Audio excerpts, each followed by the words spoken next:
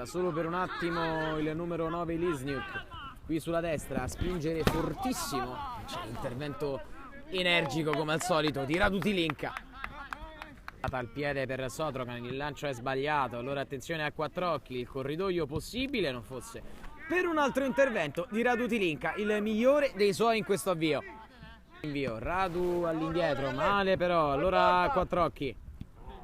Ma Radu recupera sul suo stesso errore, la fa sua, difensivamente prova impeccabile del numero 5, che qui si fa anche sentire con i compagni. Corner Steaua, battuto corto fuori, Tilinka prova a piazzarla, alto sulla traversa di Gropescu. Bogoiu sulla sinistra, ancora cercato Tilinka che converge verso il piede preferito e sfiora il vantaggio per lo Steaua 2005.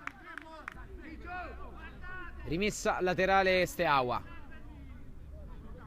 Tilinka prova lui, alto sulla traversa. Valentin. Tilinka rientra, poi va col sinistro. Ancora vicino al gol del vantaggio Tilinka.